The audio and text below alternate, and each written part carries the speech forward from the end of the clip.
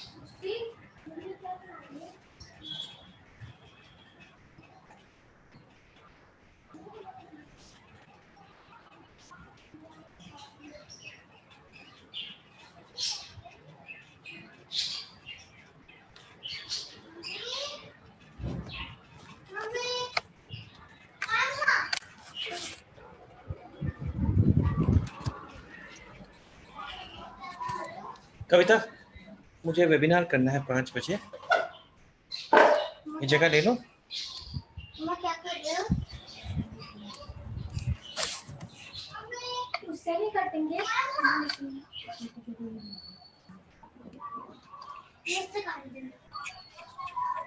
कविता, मुझे वेबिनार करना है 5 बजे। ये जगह ले लो। क्या कर रहे हो?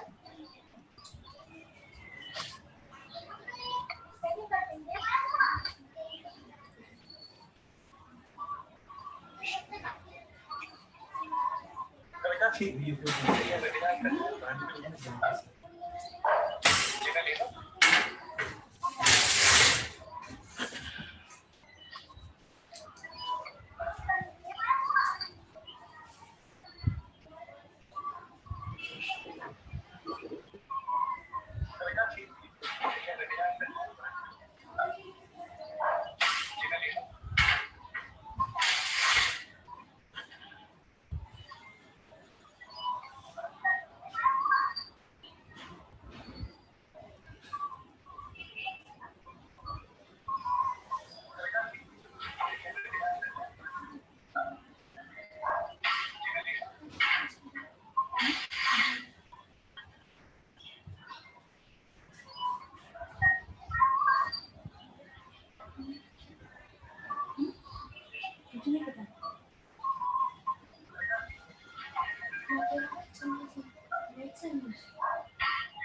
तक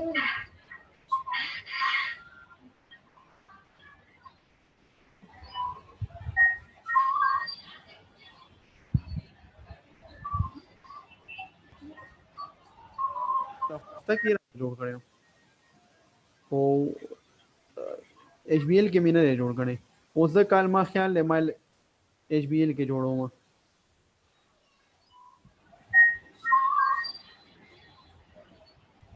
जी जी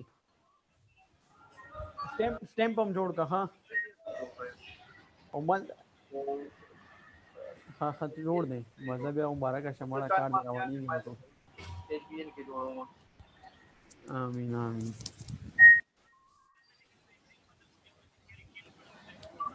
आओ बस ब्याह उसगार इम करना दाना da वो सब नास्ते में सेमिनार दें इंडिया वाले यो सेमिनार दें हाँ खलम हेलो अदना दादा इंडिया दें इंडिया के होसी बीड़ी पॉइंट्स नहीं करना Sama ni di man ta kasabot. आओ खींची दा Oy, उस pag सबा बोलम Tagalog लेकिन mo, सबा para. दा पीसी वाला Oy, सीबीडी inimintindi पॉइंट दे yan eh. 0.5 साइबर सिक फ्री दे फ्री अदना दादा इंडिया दें इंडिया के होसी बीड़ी points Sama ni di man ta kasabot. आओ खींची दा Oy, उस pag सबा Tagalog mo, सबा para. दा पीसी वाला Oy, सीबीडी पॉइंट inimintindi दे yan. 0.5 साइबर सिक फ्री दे फ्री ये लगाना है चश्मा मेरा कहाँ इसको चार्जिंग में लगा दो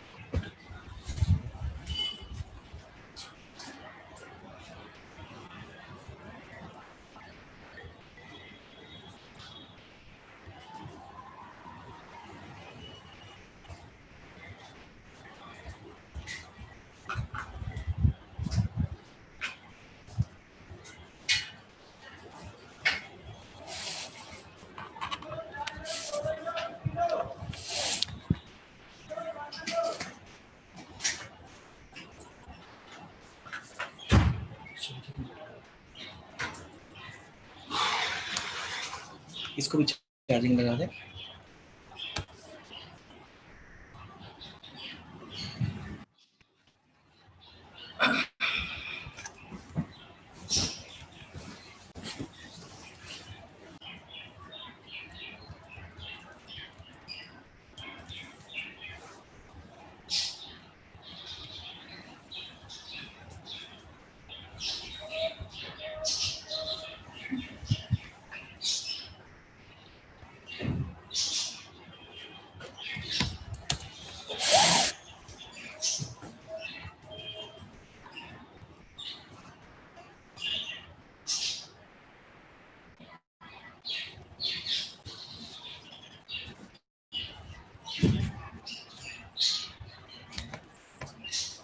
Yes, Sakshi, can you hear me? Yes, sir. Okay, please call. Yeah, I mean, are we ready? Yeah, Gaurav, are you there? Okay. Yes, sir. Let me, Gaurav, yeah, hi. Hi. So, Praveen ji, are you there? Okay, so we will be expecting more people. So we are also live in YouTube, and so we'll start the webinar sharp at 5. I think it's almost 5 in India. Yeah. And there are a lot of people from Indonesia. I can see. Hi, RF. We have Rishita. I'm from India. Hi. So welcome to the webinar today, and it's very interesting. We have our panelist from Dubai, Mr. Gaurav Sharma, and from Gurgaon we have Mr. Praveen Sharma. So we'll be introducing our panelists one by one.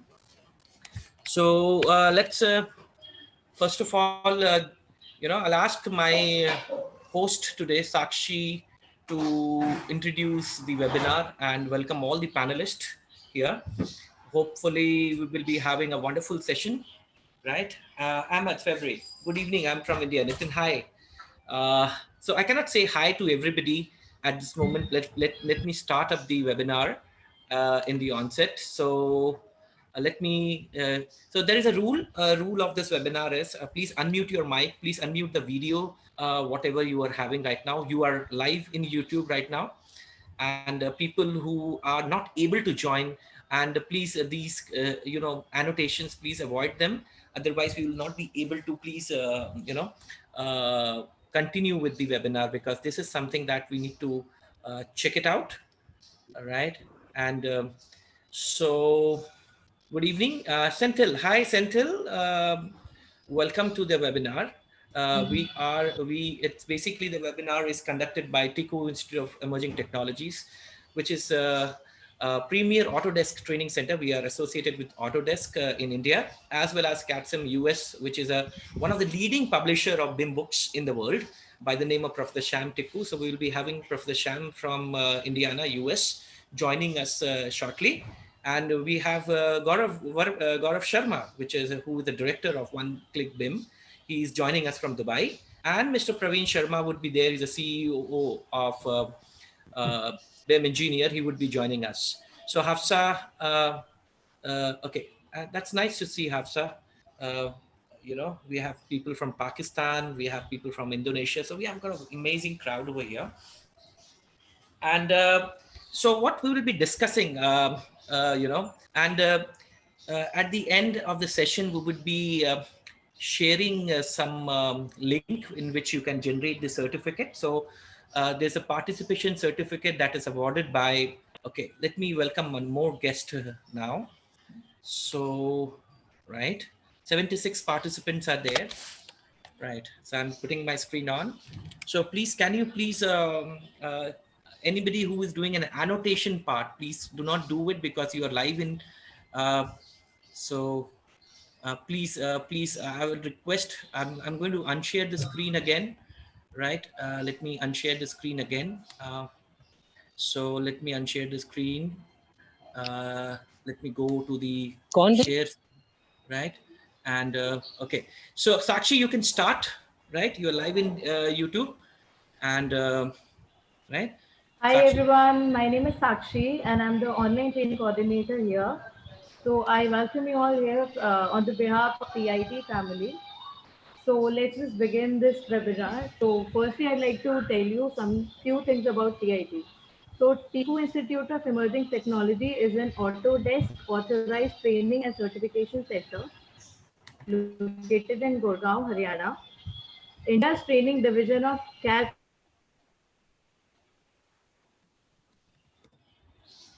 Sakshi, I have unmuted you. Please, can you mute yourself? Unmute yourself.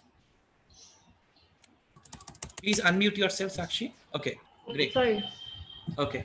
Hi everyone, my name is Sakshi and I'm the online training coordinator.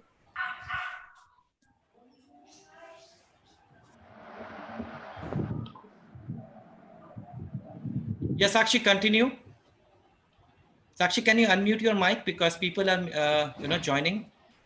It's again Yeah, and again. it's fine. It's fine. You can, okay. Shall we start? you can continue, Sakshi. Okay. Okay. Hi everyone, my name is Sakshi. Yeah. I welcome you all here at TIT on behalf of complete TIT family. I welcome you all here. So we'll be talking about BIM application today, but before that, I'd like to introduce our company, Tickoo Institute of Emerging Technologies here. So Tickoo Institute of Emerging Technologies is an Autodesk authorized training and certification center located in Gurgaon, Haryana. India is a training division of CATSM Technology, subsidiary of CATSM Technologies USA. CATSM is one of the leading providers of the quality textbooks on software related to CAD, CAM, CAE, Civil, GIS, Animation, VFX, and computer programming. Tickoo Institute of Emerging Technologies is a setup with the objective of bringing the international standards of training in India. At TIT, the courses have been designed to give students an in-depth knowledge of the concepts and their real-world applications. We encourage our students to explore their skills to enable them to fulfill their passion and career objectives. TIT provides quality trainings in CAD, CAM, CAE, Civil, ArcGIS. Thank you. So without further ado, I'd like to introduce our first panelist here, Mr. Gaurav Sharma. Mr. Gaurav Sharma is the director at OneClick BIM. He is a civil engineer graduate with 8 plus years of core experience in building information modeling and engineering consulting. He has a strong background in managing various organizations in the field of BIM, engineering consulting, and the service ranging from offshoring BIM management, structure consulting, MEP consulting, and construction management. So I request Mr. Gaurav Sharma to say a few words and also to share your experience of all these years. Hi Yeah. everyone. I hope you all are doing well. So let me introduce myself. My name is Gaurav Sharma, and I am having my own company here in Dubai in the name of OneClick BIM. So basically, I started my career from Tickoo Institute of Emerging Technologies back in 2014, where I learned Stat Pro from Mr. Manash Chatterjee. And after that, I continued my journey. I authored at least 3 to 4 books there as a ghost author, and then I continued my journey towards the consulting part. And in the consulting now, I'm owning 2 companies. One is in India and one is in Dubai.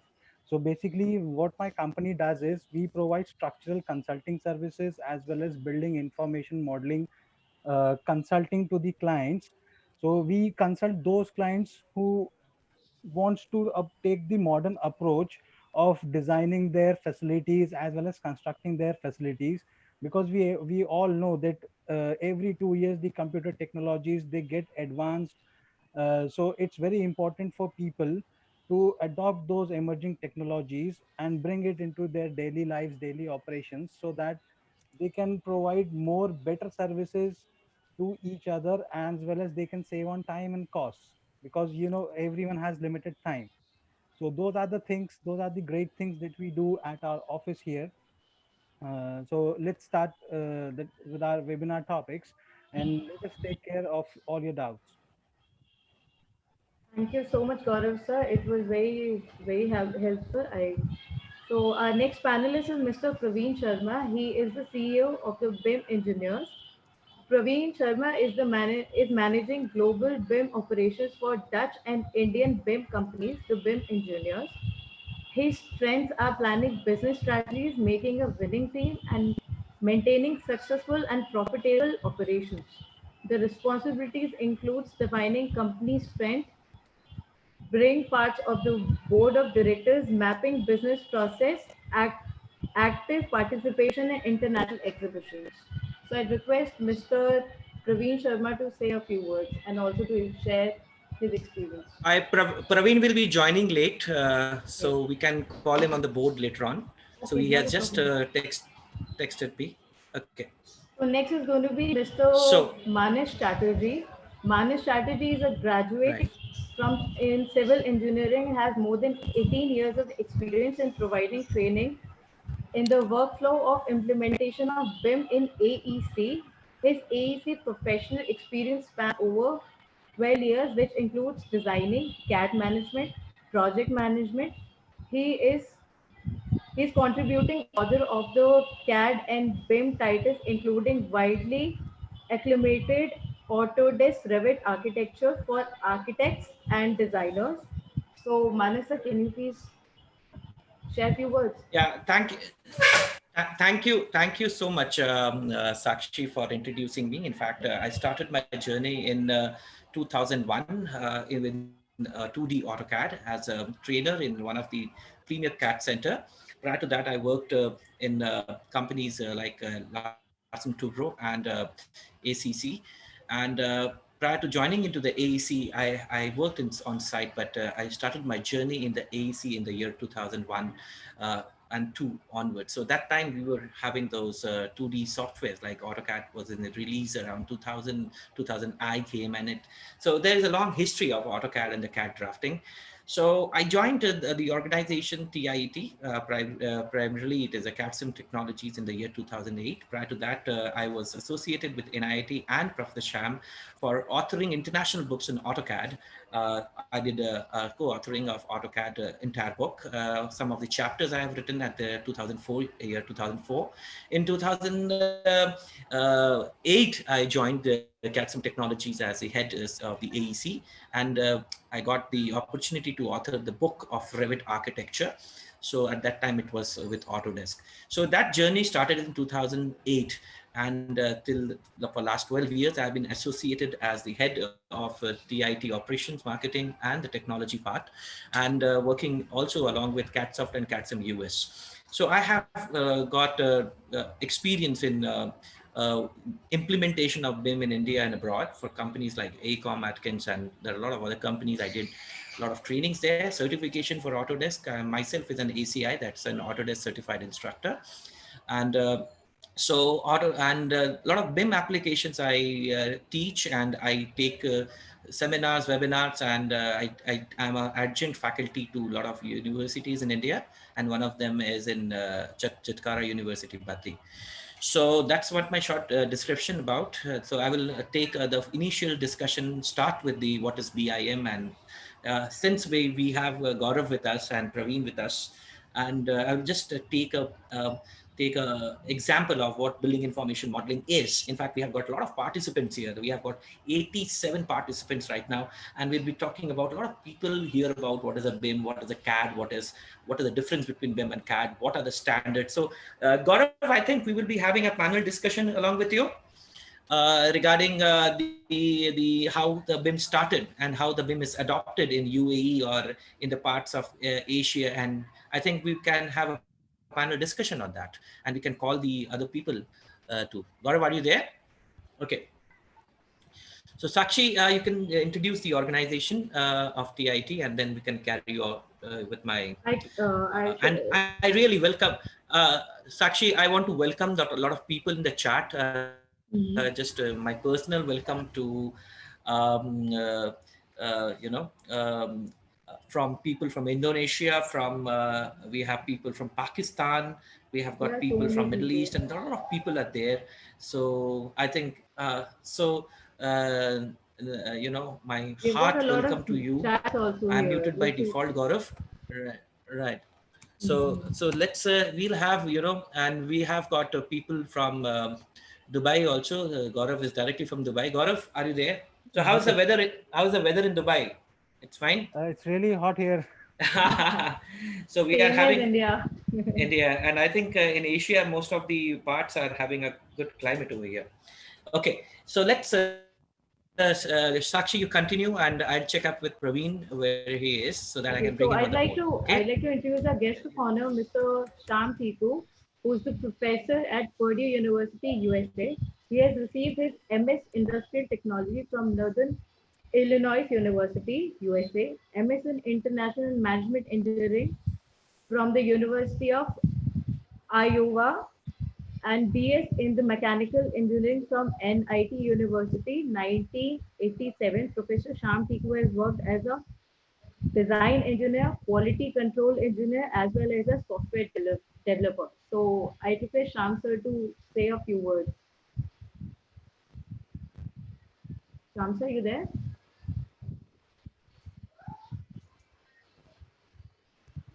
Hello.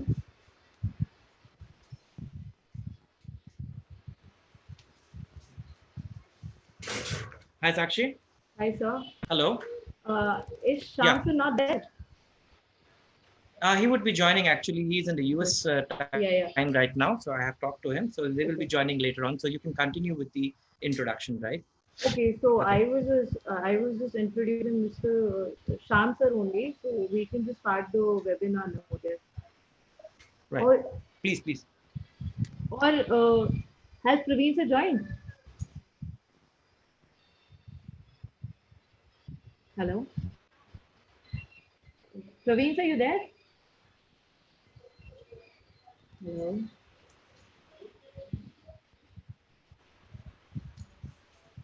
Praveen sir?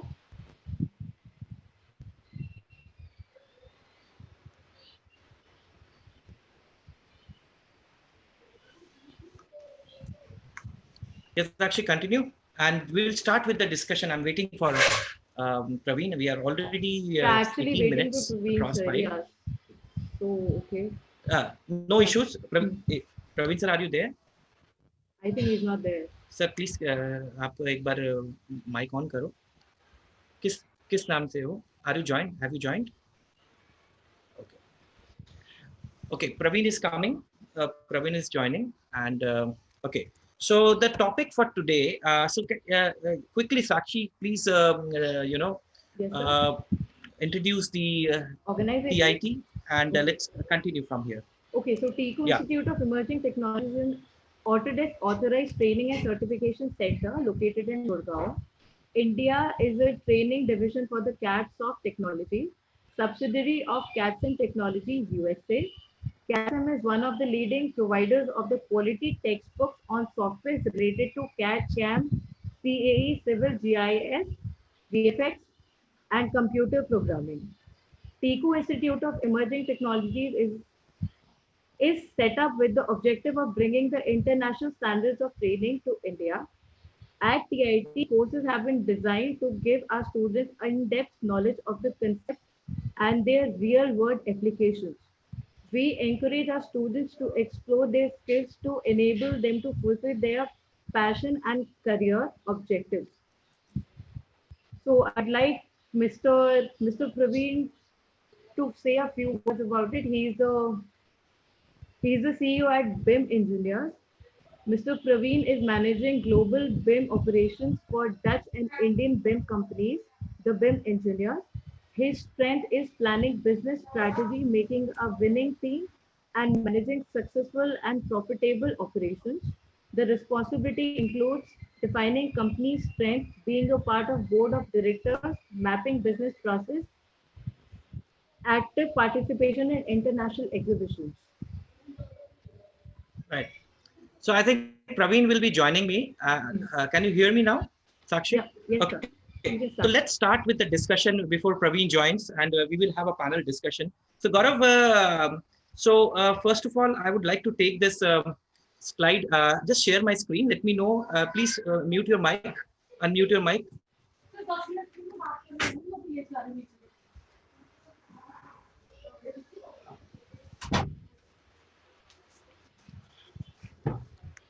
Okay, let's start up, and I am sharing my screen.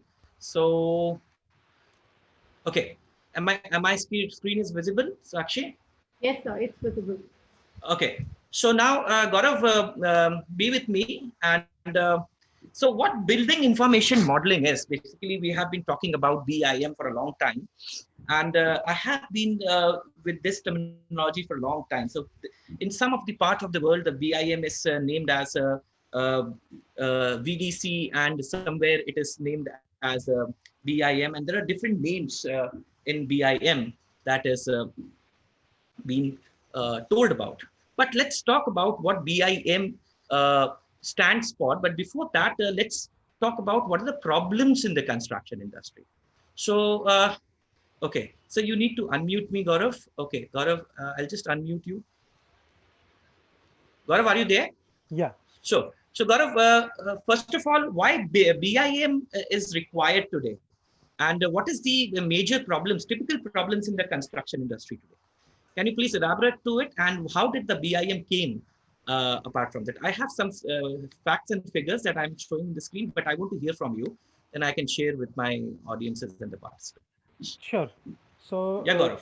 basically, traditionally in the construction process, so let's understand that how today's construction process is being done by a majority of the companies, and why BIM is the sure shot solution for them in the near future. So when the traditional construction process happens, so we utilize 2D drawings, we utilize 2D documents, 2D schedules, which are not interlinked with each other. So every coordination needs to be done manually by each and every person that is involved in the construction process. Like for example, when a designer designs, like when an architect designs a facility, he basically conveys his idea, he conveys his concept as well as the functionality of the building through 2D drawings. Now those 2D drawings, so for example, let's take an example, like in the floor plan, some changes are required due to site conditions. The contractor has informed to the designer that let's have, so this is the constraint and we need to change the design. So what happens next is when we use the 2D drawings to reflect those changes, there are some error prone areas, like for the floor plan the architect designer might have reflected the change, but those changes might not have been done in the sections, and due to those changes the schedules are not updated. So those are some error prone areas which are not likely to happen if we use 2D methodology for our construction process, and that creates a lot of intense time is required, a lot of intense cost is wasted there. So due to, so this is only the one of the example that I took, that why traditional construction needs to be upgraded. Now when we talk about BIM, so as you all know that BIM stands for building information modeling, and what I believe is BIM is more about better information modeling. Like in 2D drawings, those information are not नहीं connected पर with वो कर each रहा हूँ, other. कोई conference attend कर रहा हूँ इसकी मानस चटर्जी की। And when we talk about कोई BIM, अर्जेंट भी नहीं, ऐसे BIM tools स्टूडेंट्स सब लोग allows बैठे us हैं। to dynamically link those 2D drawings, dynamic link those 2D हाँ मतलब schedules, and to make decision much more faster. So BIM is not about only about these 2D drawings and 3D model.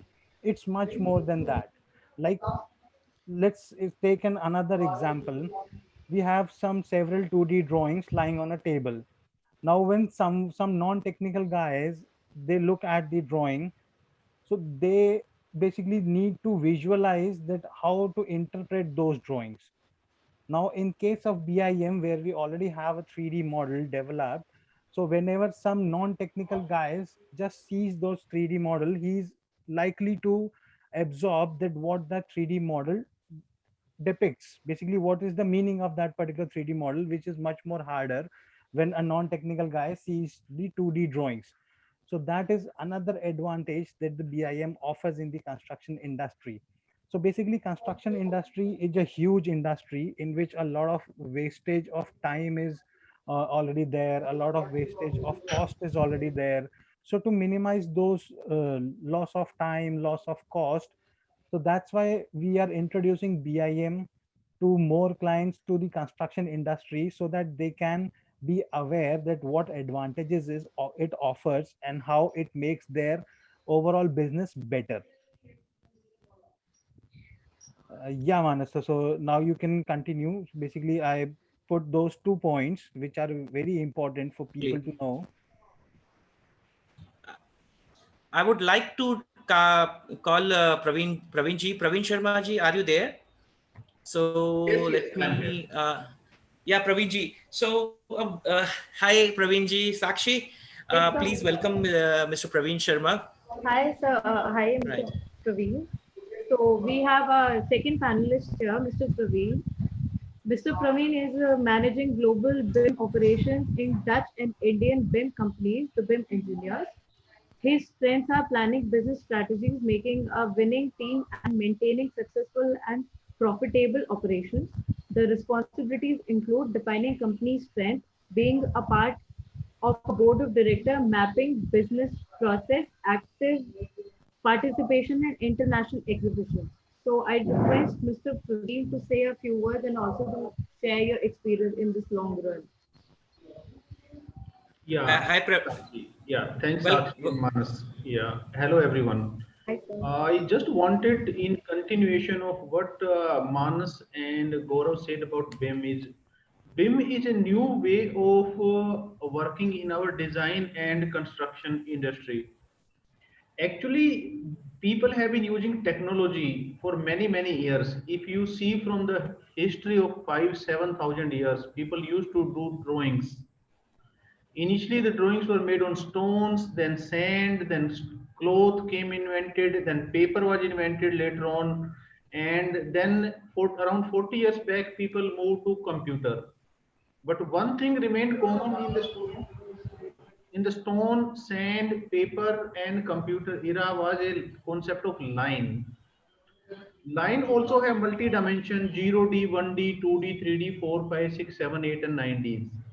So we can discuss later on about the dimensions and directions of D. But coming back to the BIM concept, how it is changing the design and construction industry.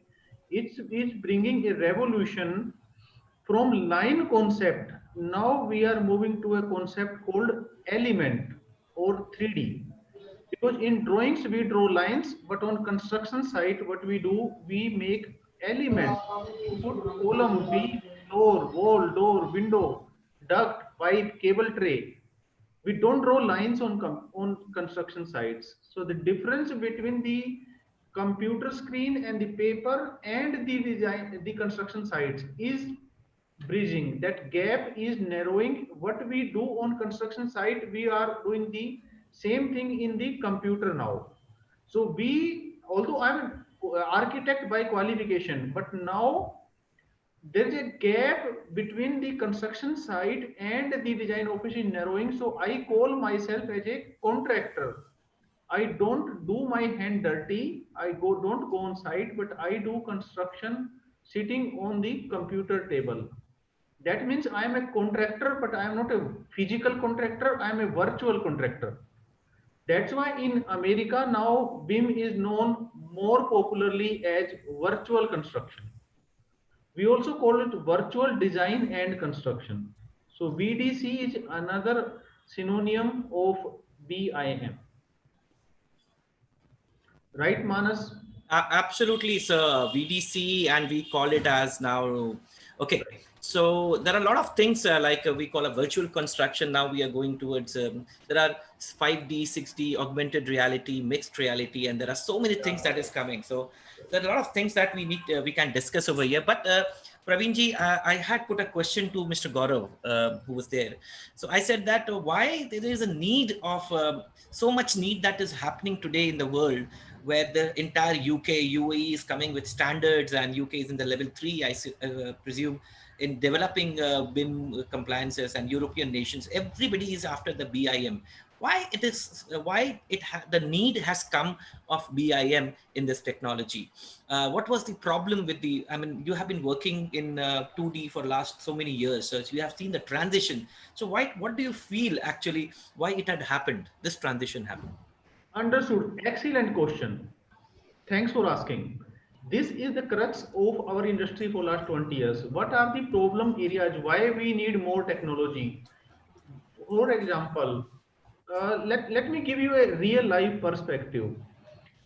We earn some money and we spend money in different activities. Of course, we earn money from business, jobs, and doing banking transaction, interest and all. But how do we spend our money that we have earned? There are many industries where we spend, or many business areas where we spend our earning. One could be clothing. We buy mobile phones, we buy electronic equipments, we buy a home. If you calculate your saving or your earning for last 10, 20, 30, 40 years, the maximum part of that earning goes into buying a house, and house is construction industry. And that means maximum of our earning is going into which industry? Construction industry. And if you see the comparison of construction industry with other industry, for example, banking, automobile, communication, you have seen a lots of progress in last 20, 30 years in all these industries. Manas, I remember you are not that young, so you must be remembering the technology of bank passbooks. Absolutely, sir. So what was the passbook? We used to carry a physical book to the bank and go take the token, go to the queue. We have to go to the specific branch of that particular bank. We cannot go to any other bank or any other branch, because they used to have a very thick, big ledger, means big register of my record. All my transactions were recorded in that register manually with pencil and paper, right? Absolutely, sir. What has changed in last 20 years in banking industry? Now you can go to any branch of that bank and forget about that bank. You can go to any other branch of any other bank and go to ATM, put your card. That means this industry has completely changed. If you see from bank passbook to debit card and credit card, and now you can even withdraw money without even credit or debit cards. Just go to ATM and put your PIN and you get the money. You just need to know your account number, right? Absolutely, sir. That means complete change in the banking industry. Similarly, we used to have landline phones. Now we have moved to mobiles and so many new gadgets. So our industry of computer has completely changed. Our industry of telecommunication from landline to mobile has completely changed. So you see big revolution in banking industry, you see big revolution in telecommunication industry, you see big revolution in the clothing. Now we can travel faster with supersonic cars and high speed rails and fast jets. So in compare to the telecommunication, aviation and hospital industry and banking industry, what progress have you seen in our design and construction industry in last 20-30 years? Absolutely, sir. Have you seen any major change? Have we discovered new materials? Have we discovered new construction technology? Have we discovered new way of designing? Are we able to reduce the construction cost in construction industry last 30 years? Answer is no. The cost of construction and design is growing. If we need a team of 30 design consultant and 700 laborers on site to make a 8-story building 30 years back, now we also require the same set of people to make a 8-story building. We are not progressed. What is the reason why we cannot make such significant progress in compared to the telecommunication, banking, automobile, aviation, and hospital, healthcare? You see other industries are progressing well. They are adopting technology very, very rapidly. Why we cannot do that? Because one is reluctance. People are reluctant to change. Technology change in the construction industry is slow because it's a very vast, one of the largest industry in the construction industry, by the way. 27, 28, even 30% of the GDP of most of the countries goes into construction. Not any other industry can match those figures. All other industries are in the range of 2, 3, 5% of the total gross domestic product, GDP. 27, 28% is a big volume. This industry needs lots of revolution, new software. That place is being filled by this technology called BIM. Absolutely. That's why the BIM is evolving and revolving. It is changing the total construction industry. Another area of gap was between design and construction. What people used to draw on paper and what is being constructed on site were two different things. Now BIM is virtual construction. We call it WYSWIG, WYSWIG. What you see is what you get. Now you can see your home or your building or your airport or your project in computer. Whatever you see, you will get the exactly same size of windows, door or cable trays and ducts on construction site. So BIM is virtual representation of the actual site. Absolutely agreed, Praveen ji. I mean, there are typically in my slides, you can see that there are typical problems in the construction Lowest industry. bidding procurement matter, right? Cheap is not always the best. Right. And what we talk about is when we talk about BIM, there is another concept that comes is a lean construction. So Right. when we talk about lean construction is something that we reduce the waste, right? Wastage in material, wastage in manpower, wastage in resources. A lot of wastages can be resolved or can be reduced from the application of BIM, right? So BIM is very helpful. BIM is a tool to go for the lean and green construction. absolutely, sir. So when we talk about green, so we talk about sustainable construction. So there are, when we talk about sustainability, you talk about the sustainable buildings, you talk about alternative energies, and there are a lot of things. So one thing that you talked about is a typical problem that normally is the visualization and communication.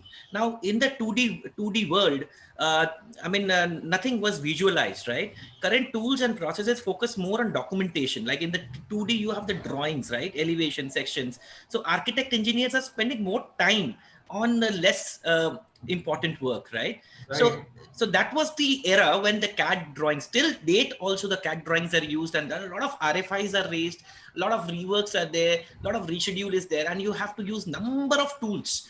Let's say you have to use number of tools to get a quantification, estimation, a lot of people are doing. But when we talk about building information modeling, before coming to the definition of BIM, I just wanted to put, everything intact. Why BIM? So when we talk about the BIM, the architect engineers are spending time. So you can see the MEP engineers, you talk about the firefighting engineers, you talk about the clearance. So all the drawings are basically, all are separated from each other. So there is a tremendous communication errors that happens in the CAD era. But in the BIM, as Praveen ji said, and when we work on a central model, a single model where all the stakeholders work. Stakeholders mean the architects, the engineers, the structural engineers, everybody works on a single model. So sometimes we call the BIM as the integrated project delivery. So Praveen ji or Gaurav, can you talk about the IPD? How do you do the IPD? Sure, Manash sir.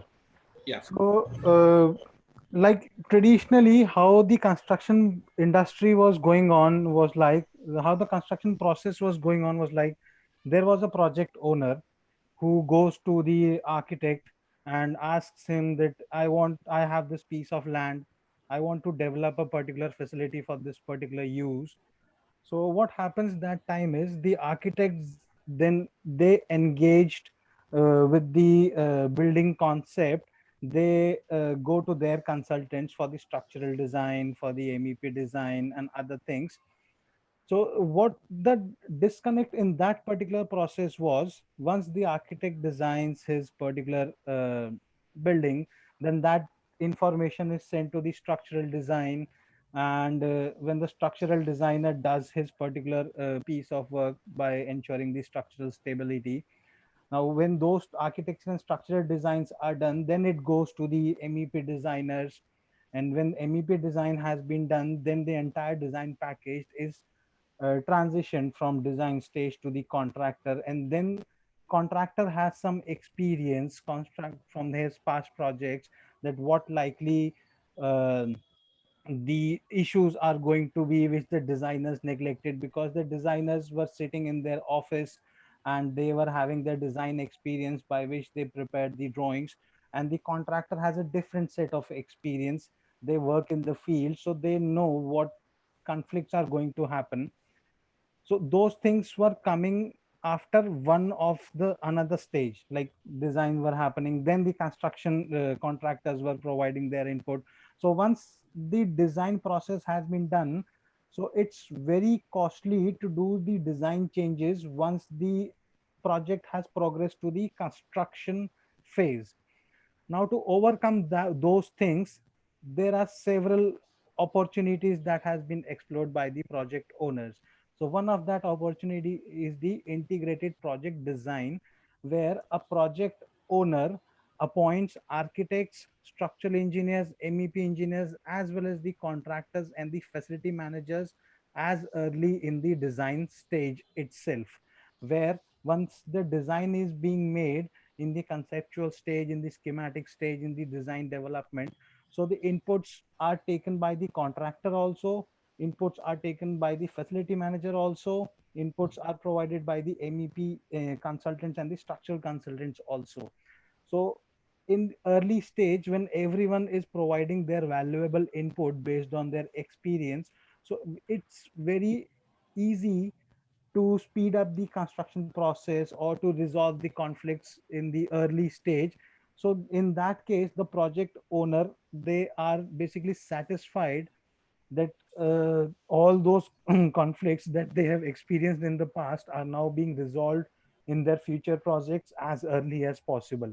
So the whole idea of collaborating a team, bringing a team at a very early stage, so those teams includes the contractors also, facility managers also, as well as the design consultants also, in the very early stage. So at that stage, it's very easy for them to make their decision, because contractor can share their valuable insights about, like, if this design goes to the site, how it is going to affect the overall time and overall cost. So instead of waiting about resolving those issues at site, or resolving complete or reducing the conflict at the site, it's very important it get resolved virtually at an early stage. So that whole concept that is being introduced in the construction industry by the project owners.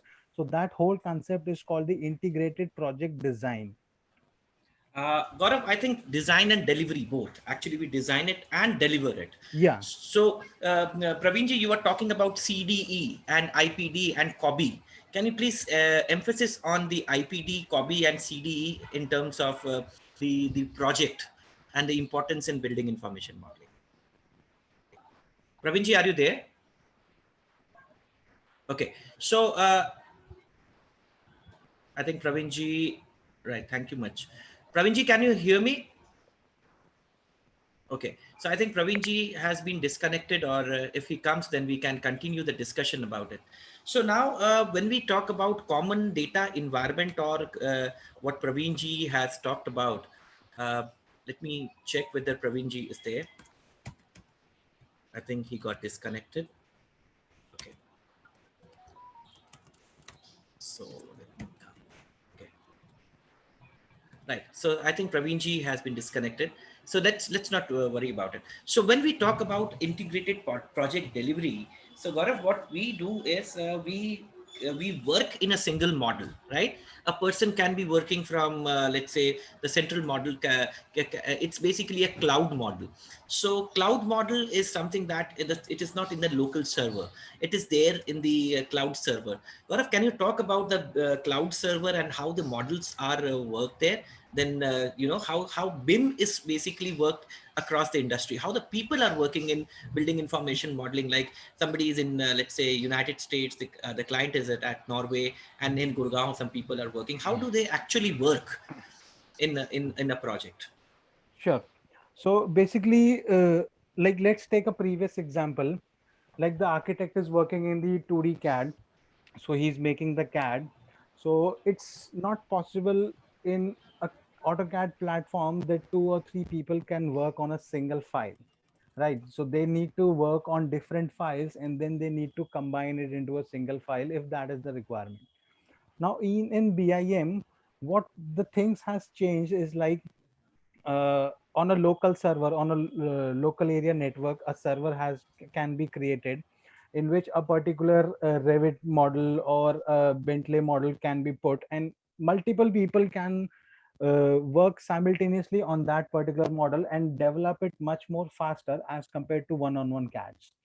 So that is one of the advantages that BIM offers. The other thing is, while working on a local server, so if we have different teams, like one team is sitting in the US, the other team is sitting in the Abu Dhabi, so basically how those teams can collaborate with each other. So one thing is that they need to share their local area network by asking their IT team that another team from US wants access to our server so that they can access our models. So those things are not reliable much. Basically for that there is much more complex process by the IT team. So just to reduce that complexity, we have cloud platforms right now. Now let's understand what is the cloud platform. So on the cloud platform, it's like having a virtual space over the internet where everyone can access that particular space from anywhere in the world. Like for example, you guys might have heard about the Google Cloud, the Amazon Web Servers, the Microsoft Azure. So what they provide is, when we build a particular model, so that model is set up at a particular remote location over the internet, and everyone, if they are irrespective of their location, everyone can access that particular internet space by having only a laptop or a desktop or an internet connection. So only these two things are required from them to connect with that particular virtual space over the internet and access the files and provide inputs to that particular file over the internet. So that's the concept of a cloud storage. Like for example, let's take another example. You guys might have heard about the BIM 360. So what's the BIM 360? It's like eliminating your local storage or local server and putting every files over the cloud internet that is provided by the BIM 360 team. So from that particular BIM 360, the architect sitting in US can access their designs or their files. the structural engineer sitting in the Dubai, they can access their files. The MEP engineer sitting in Abu Dhabi can access those files. It's just about putting the username and the password, and everything is accessed within one click. So that's the power of the cloud storage that we have, or the cloud solutions that we have in BIM, which was not possible before. Yes, Manas sir.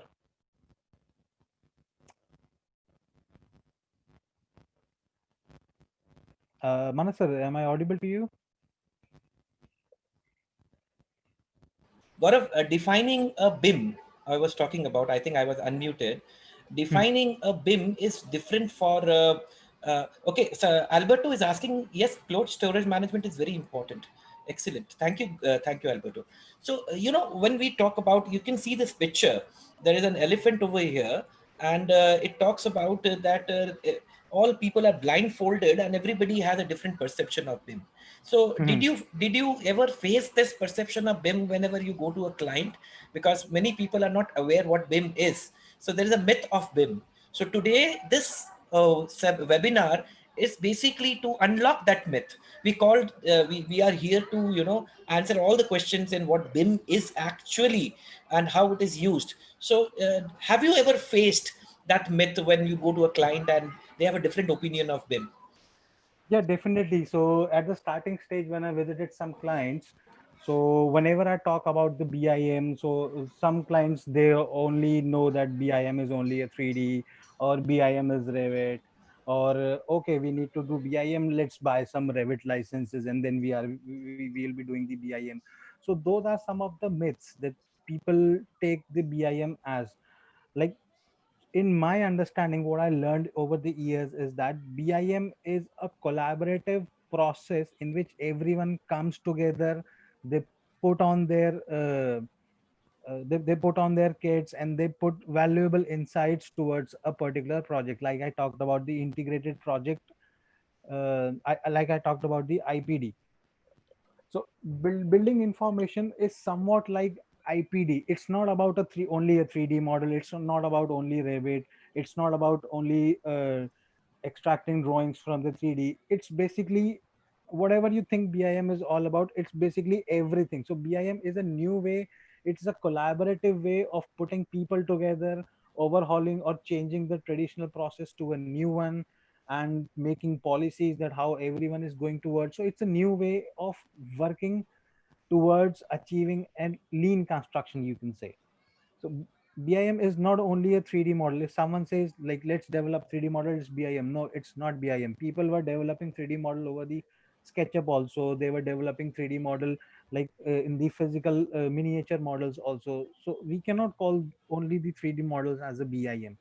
Even if someone says BIM is Revit, no, BIM is not a Revit. Revit is a tool will helps you to achieve the BIM process, to have that BIM policies in place, to have people experienced in Revit that can contribute to the BIM overall process. So BIM is much vast. It's not a single thing. Everything contributes towards the BIM. Like for example, let's say we all have seen cars, right? Let's say to design a particular car, there are hundreds of engineers that are working, that if a car goes into a particular situation, how the stability of that car is going to be determined. Before putting people lives at risk, they do the analysis, they design, they perform the simulations, everything. So the same, so BIM is also the same, is built on the same concept, that let's test every scenario of a particular uh, future building or a future facility in a virtual environment, by putting up new tools, by putting up experienced people, by putting up a new process, and then make the decision in an easier way, and a well informed decision can be made through the BIM environment. So that is the BIM as a whole. It's not about a 3D model or a software or something else. Okay, Praveenji, are you there? Okay, I think we will call Praveenji later on. So there is a definition that Smart BIM Alliance talks about. Gaurav, be online. We will be having the discussion carrying forward, and it's becoming very, very interesting. So when I started, teaching people BIM, you remember in the old days, right? Mhm. In 5, 6 years back, we used to go to the organizations and the lot of places we had webinars on BIM. So how did we used to tell people? For me, I mean, BIM is a thought. BIM is the way you work. The BIM is an innovation, right? How you can reduce the cost, how you can reduce the waste, how you can improve the work life cycle. And there are a lot of things that is growing. So we were talking about 8 dimensions, 6 dimensions, 7 dimension, remember today? So there is a lot of progression. So the most important part of BIM is the information, right? So we have the building information. So the bigger part is the geographical information system. So geographical information system basically gives you information of the entire earth surface, like what is the population of this state, what is the vegetation of this state, what how many lakes are there, how many people are there in the age group. Similarly, when it comes to building information model, it is the micro level of the GIS, right? So it comes over here, it gives you, okay, what is the existing, what is the heat of the heat load required, what is the structural stability. It gives you information about the quantity, it gives you the information of the everything inside a uh, inside building. So when it comes to building information model, the entire design process, it start from concept to design to construction and then to the facilities. So Gaurav, can you please elaborate on how the facility management, how the building basically when start from the concept to design, and we say design, build and operate, DBO. So what is the concept about, and how the facility or operations are so much important for BIM? And we talk about COBI also. So Praveenji, if you are there, please come in, because Praveenji has worked a lot in COBI, and then you talk. Then can BIM be applied? Can we create the old buildings into BIM? Right? Can we make them digital model? Can we make 3D models and put information in the old? So there are a lot of questions that are there. Gaurav, the first question that I would basically want to ask you or discuss about, so is the building information model, the definition of the building information you talked about, but please elaborate on your experience on the design, build, operate, specifically in the infrastructure project.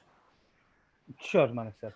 So basically, when a particular project is taken into consideration, so in the entire project life cycle, approximately 8% of the cost is approximately 8% of the budget is allocated towards the construction design and construction process, and rest, the entire budget that is allocated is towards the operating and maintenance phase of a particular facility.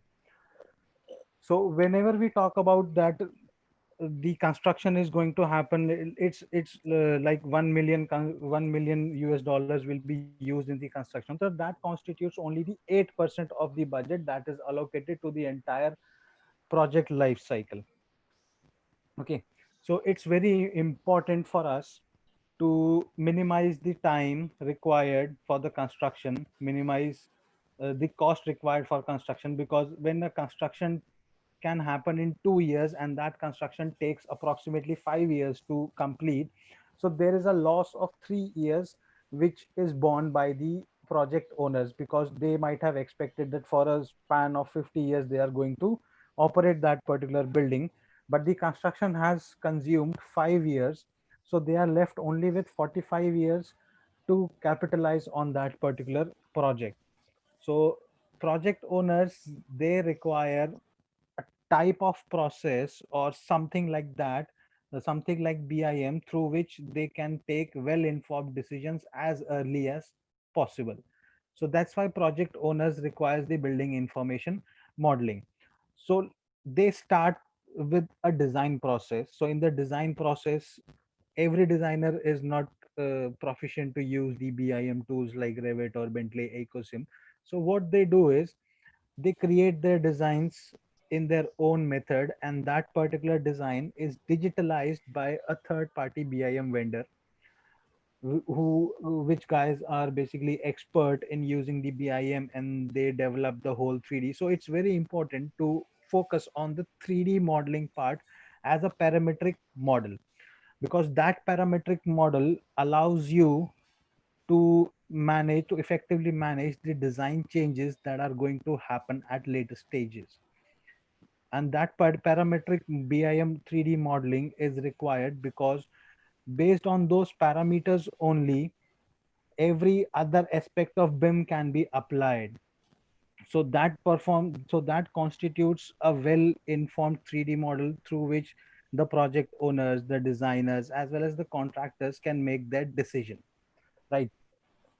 So once that design is digitized into the 3D BIM parametric modeling, so from those 3D BIM parametric modeling, within few clicks, and quantity estimator can take out the quantity takeoffs, and he can prepare a cost estimate in almost 60% of the time that traditionally he used to take out the quantity takeoffs and prepare the cost estimates.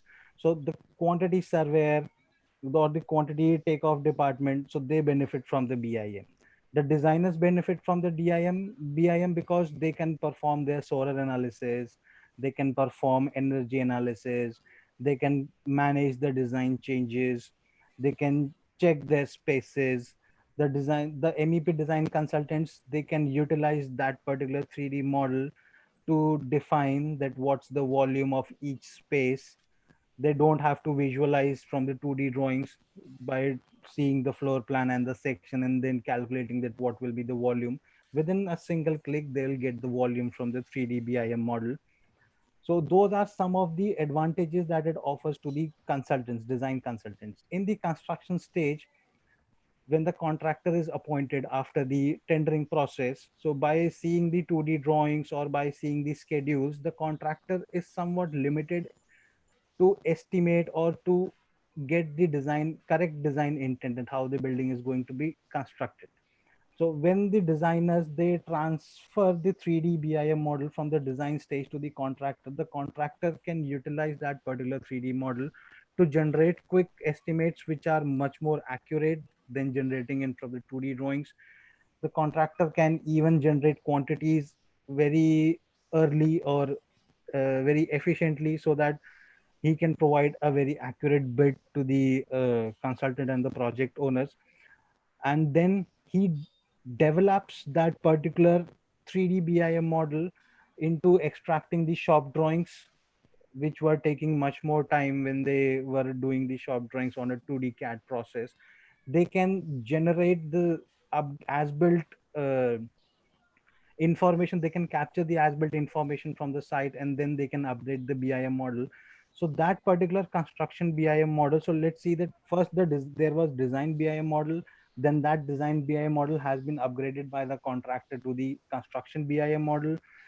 Now from that particular construction BIM model, with the help of COBE, so COBE is a acronym for Construction Operations Building Information Exchange, where a structured data is required to hand over from the construction phase to the operations and management phase, because there are several types of information that a contractor needs to pass on to the facility managers. Like for example, let's say there is a building in which 50 AC units are installed. So who installed that AC units, when they were installed, from which company manufactured them, what is the model number, when it's going to be serviced again, what are their specifications. So all this information is required to transfer from construction phase to the operation and management phase. And with the help of 2D drawings, there is an information leakage between the contractor and the facility management and the project owners, because when the information is leaked, like when a building is done, the contractor leaves the site, and he on a speedy note, he just provides that these are the equipments installed at this particular location, and there is a sticker there, go and check that when the warranty is going to be void. So this creates a headache for the facility management guys.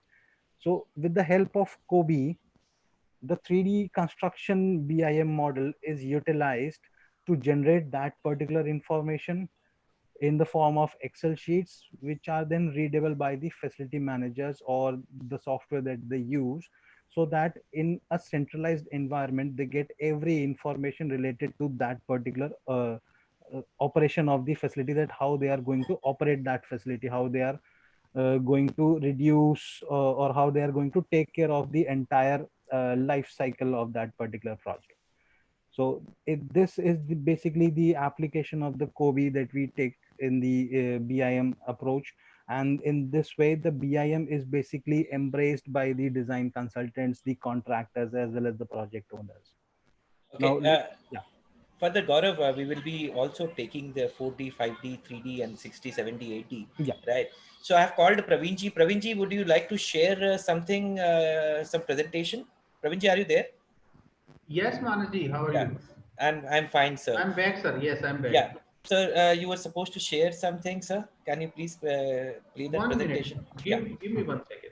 Absolutely. So we are now in the position, Gaurav, where we are talking about we have come to a phase. We started up discussing about the problems. We started up discussing about CAD and other thing, right? Now we are into a very serious discussion right now, right? We are talking about how our entire model holds the data. So now when we call about construction 4.0 today morning, what we are talking about, so there is internet of things, there is cloud technology, artificial intelligence, right? There is Manas, blockchain. can you allow me to share my screen? It is Yes, disabled, please. yes sir, yes sir, I am here, sir. So can you share your screen, sir? It is disabled. Sir, can you share your screen now? No, yes. Now I Yes can. sir, yes sir. Please continue, Gaurav. We will continue with the discussion. Please, Praveen sir, you would be sharing some of the projects and Can you see my screen? yes, Praveen sir. Yeah, I'll do it very quickly. I guess Gaurav has given a fair idea about the introduction to BIM technology, how it works, what are the benefits, criteria. If still somebody has any question, I'll be happy to answer. You can raise your hand and we can unmute you so you can raise the question. From the initial design stage to the construction document management, the facility management, as Gaurav mentioned about construction operation, building information exchange, that is revolutionizing the facility management and extension, future planning industry. That is a very weak area in the construction sector as of now, but going forward with BIM, it is changing very rapidly. Now BIM is helping the manufacturers, design consultant, contractor, subcontractor, supplier, installer, even the manufacturer or resellers. Everybody is gaining traction using BIM technology. Better outcome, cost optimization, class coordination, pre-construction rendering, augmented reality, as Manashi mentioned, virtual reality, augmented reality, mixed reality. You can put some 3D goggles, you can go inside the building, check how it looks. It is very impressive and time and cost saving technology in compared to the traditional 2D CAD environment. I can show you some of the case studies where my team has recently implemented BIM. We do, by the way, comprehensive BIM from architecture to civil interior, facade, fabrication, detail, plumbing, fire. I am doing it a bit fast mode, so I don't take too much of your time.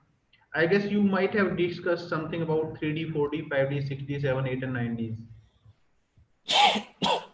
Some of the software using these technologies, what are the major benefits we bring on table on BIM platform? Quality control processes. BIM is a way of new way of designing and construction.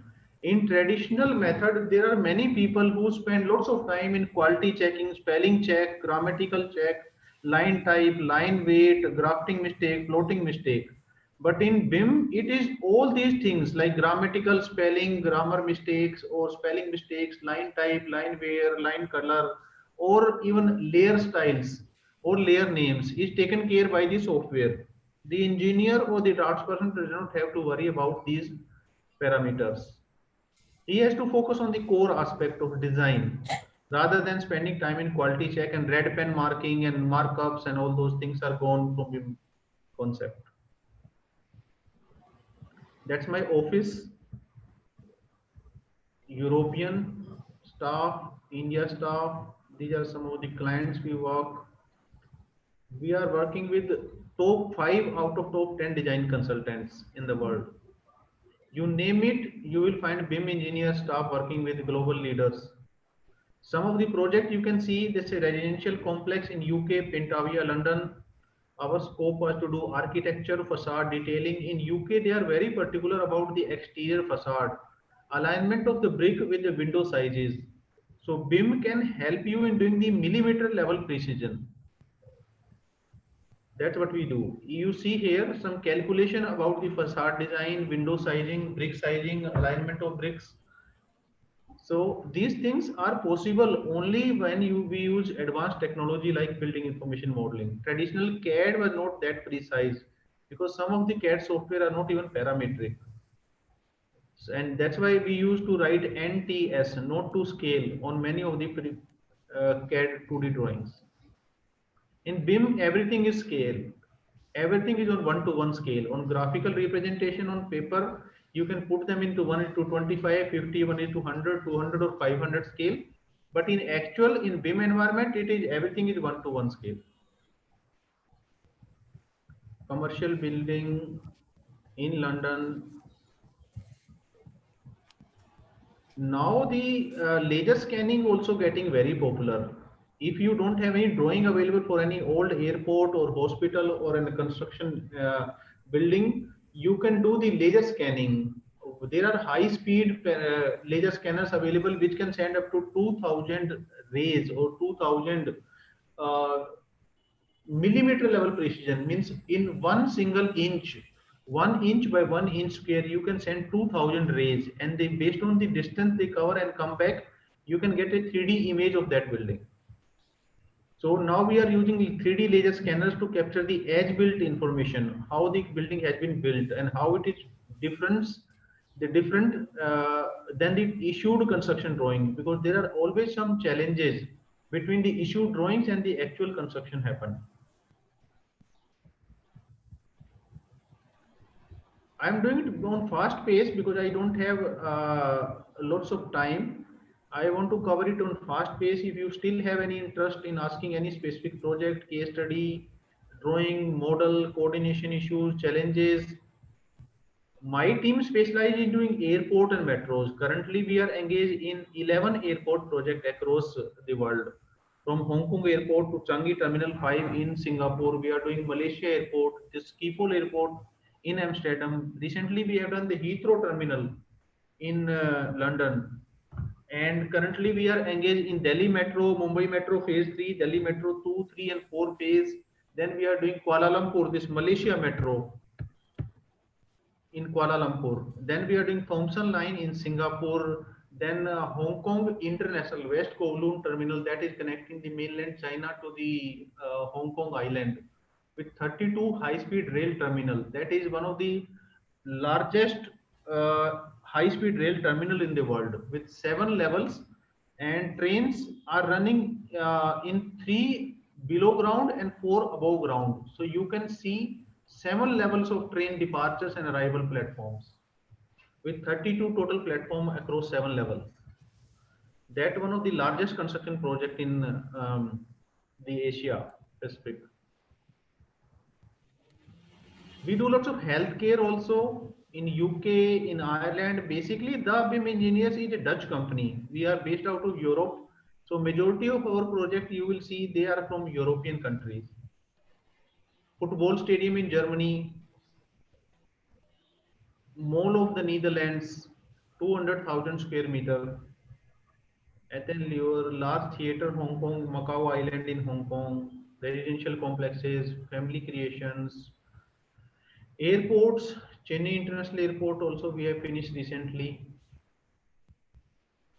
Defense airport, we do lots of defense projects, data center projects where the BIM is very, very helpful. BIM can reduce the construction cost and time. Time is also money, by the way, you know, all of you are aware that time is very critical. If you can solve the problems which will occur on ground after 6 months, you can predict them, rectify them now. So your coordination time will reduce, your construction time will get reduced. That will save some money because the construction material cost is increasing every day. So if you can save some time, you can save the money. and BIM is the tool to go. I'll show you a small video. You can go through this video to know about us.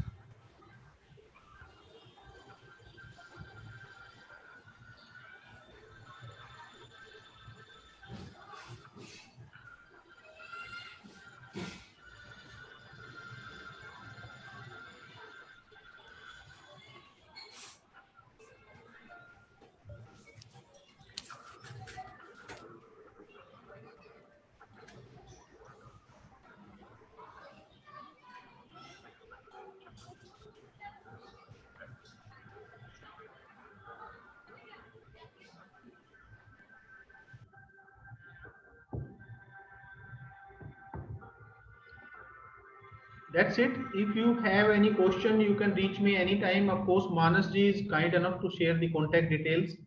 So you can reach Manas ji anytime to know more about us and the technology. I'll be happy to help. This is one of the fastest presentation, Manas, I have done in last 6 months. Sir, amazing, sir. I mean, I haven't been, I mean, I've met you so much time, but I think this is the world is, so we is going so fast, you know, and fortunately we have Sham sir also today along with us. Sham sir, very. Right. Sham sir, are you there? Oh, yes, I am. Right. Yeah, Sham sir, how are you? Right. Sir, we have Praveen ji, Gaurav from Dubai, Praveen ji is from Gurgaon, and Sham sir is from US. And we have a magnificent gathering today, 94 now. And I think equal number is in the YouTube right now. So amazing. Gaurav, I'll unmute you, Gaurav. Sir, you know, it's a pleasure getting you today. And I know it's a high time. Yeah, Gaurav, I'm unmuting you. Gaurav, can you unmute yourself? Yes, yes. Yes. Hi, Sham sir. How are you? Oh, I'm doing fine. Right. So, Sham sir, we are continuing with the webinar. At the end, I would like your conclusion.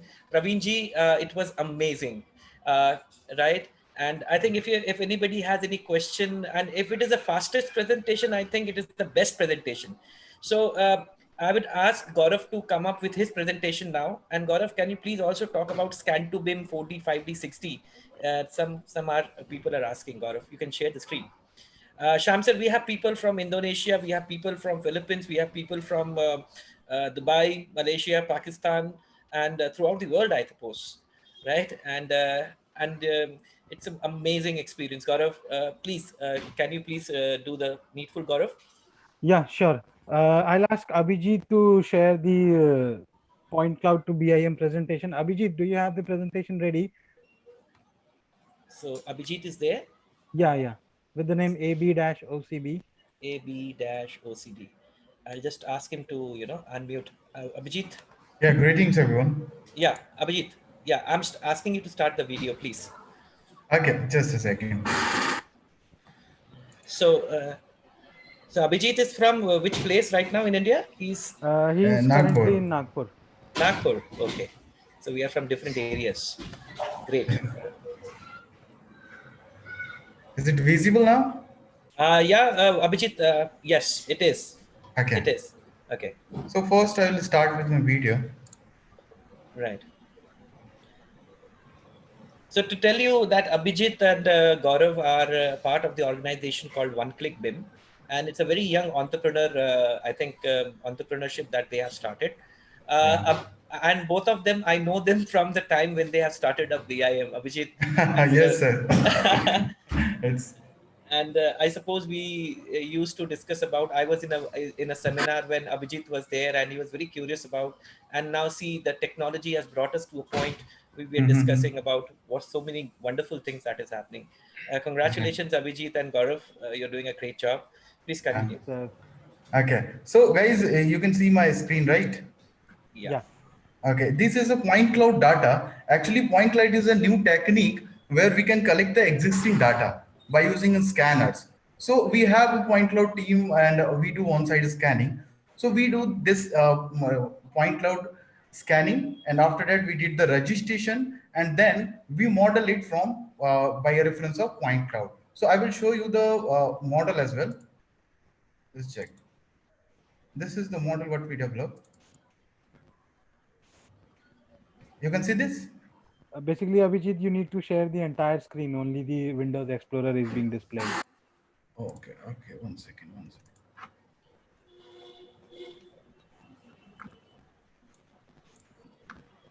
Is it okay Yeah, now? it's now visible. The VLC Okay, player is visible. okay. So this is the model we developed from point cloud data. Yeah, this is a detailed model we developed by reference of point cloud. It's a new trend in the industry where we can capture the existing data as built, you can say.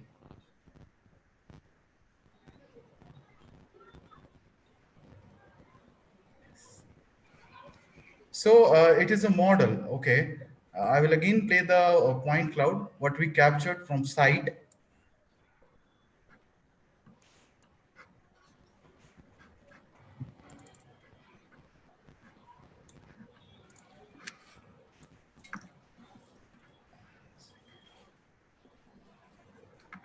So basically, this is the point cloud that has been captured by the laser scanners at the site.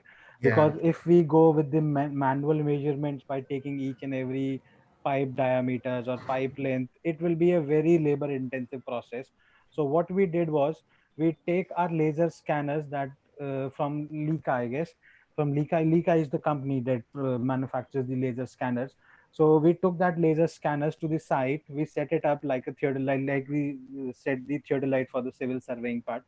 Now that scanners, they capture points uh, with the help of the sonar technology, that you can say, like in the sounds. What happens in the sonar technology is when there is a ship in a sea, so to measure the sea depth, to measure the depth below them, they use the sonar technology where they send the high frequency beam, and they record that what is the time of receiving that particular beam when it reflects by the uh, seabed. So using that technology only, so these scanners, they spread out laser beams in every direction, in the 360 direction, and based on the capturing of those beams, they basically capture that the objects nearby this particular machine, how far it is, what color it has, and that particular thing generates the entire point cloud in which millions of points are there. So when we have those particular point cloud, we register those point cloud, because when we keep the machines to different places, so different scans are there, we need to combine those different scans so that when we browse those particular scans, it should reflect the reality capture, that how the reality exists. Now what we do is we import those particular point cloud into our BIM platforms like Revit and Bentley. And after that, we superimpose our 3D objects or 3D elements to reflect that how the exact reality is being there in the real world.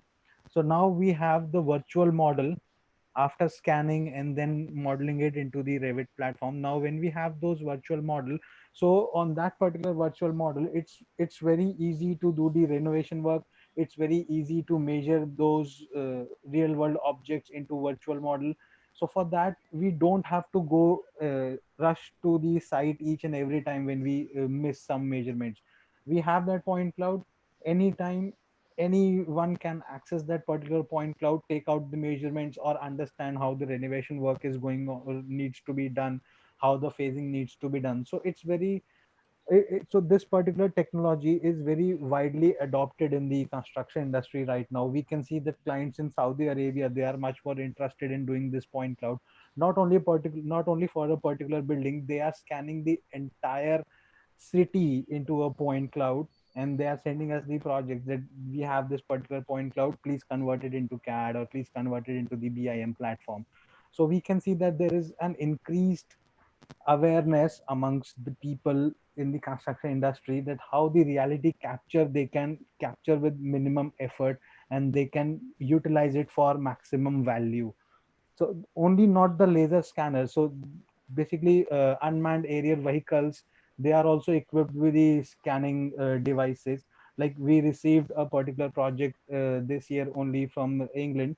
So what the client wants is they have a huge pile of soil there for which they want us to calculate the volume.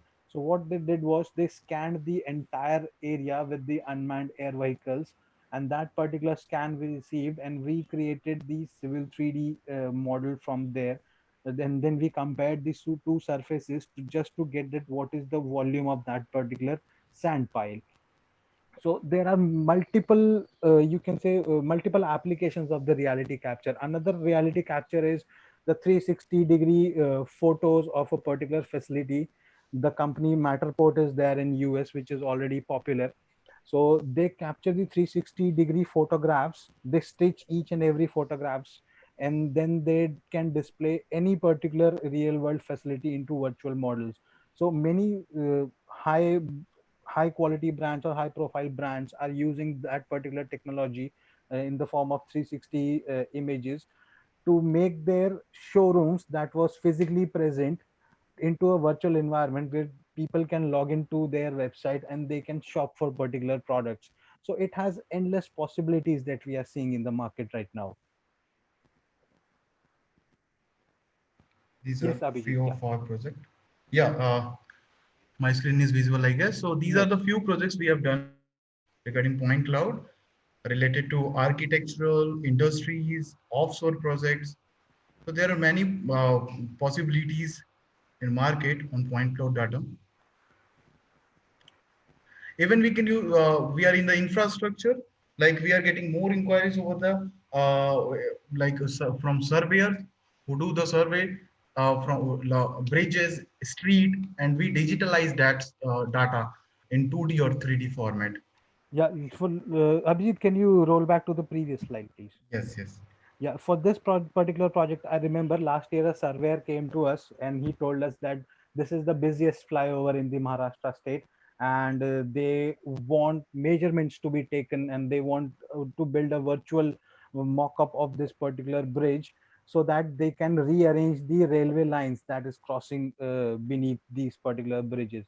So we suggested them to the bridge cannot be closed for the public. So what we can do is we can laser scan the bridge, and then we can develop the BIM model. In that BIM model, we can make the desired design changes, and then we can present it to the stakeholders in the railway department. So I remember that this is that one of the project where we utilize the point cloud methodology. Yeah.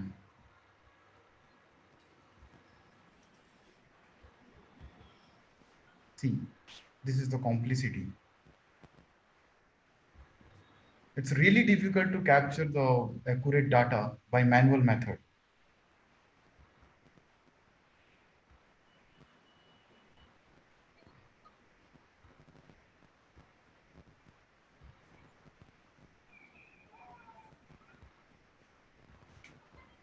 Yes.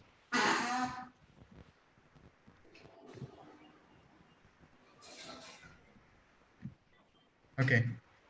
I think Gaurav, it was amazing. Vijit, Yeah. I Thank mean, you, sir. mind-boggling. I mean, I was talking about that the possibilities of an existing building. Now you have this Google. You go to the Google Earth or somewhere.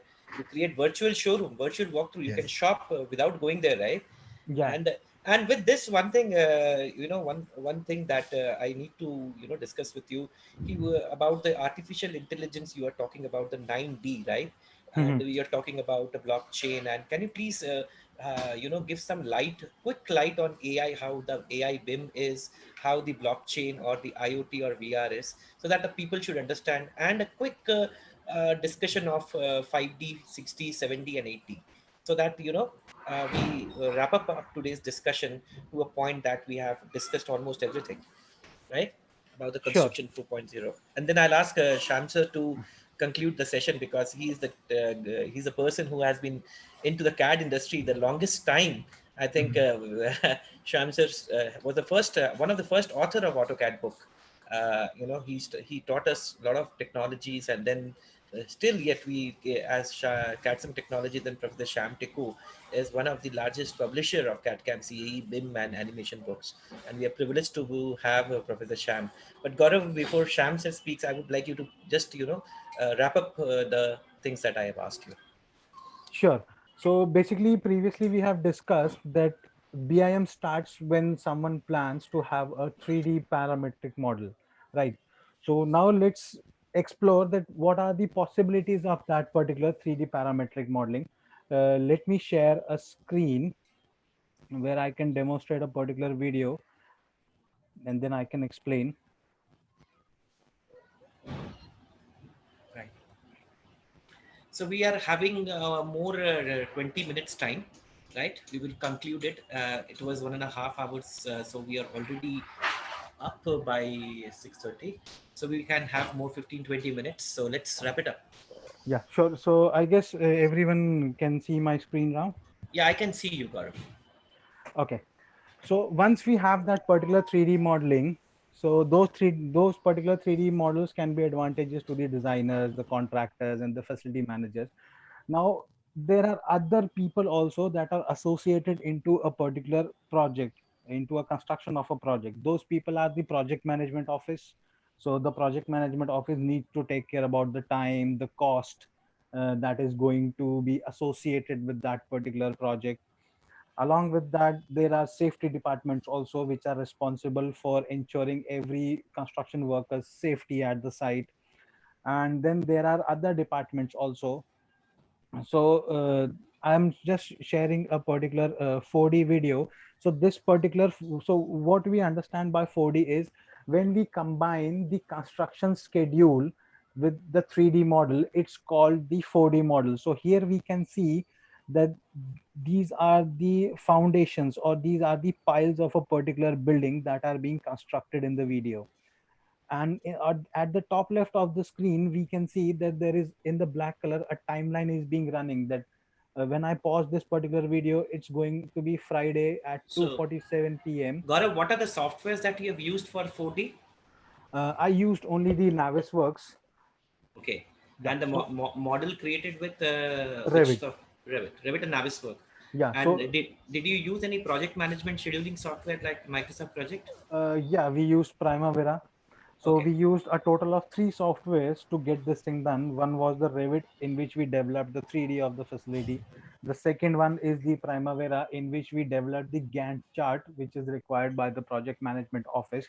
And the third software is the Navisworks, in which we combined the 3D model as well as the Gantt chart, and then we did this construction simulation. Okay, continue, Gaurav. Yeah. So using this particular 4D BIM, so 4D BIM is a combination of time as well as the 3D models that we create. So at the top left of my screen, you can see that there is, in the black color, the timeline is going on.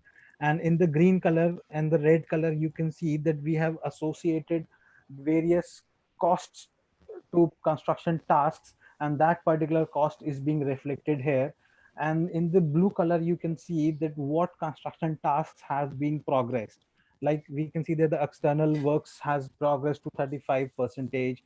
The structural work, that means this particular foundation that we are showing in the video, so that has been escalated to 11%. So 4D BIM is somewhat linking the time related to the construction that will happen. So when we see the entire video, you can see that in the phasing how the building is going to be constructed. So whatever that we see in the green color in this particular building, that means the construction is going on.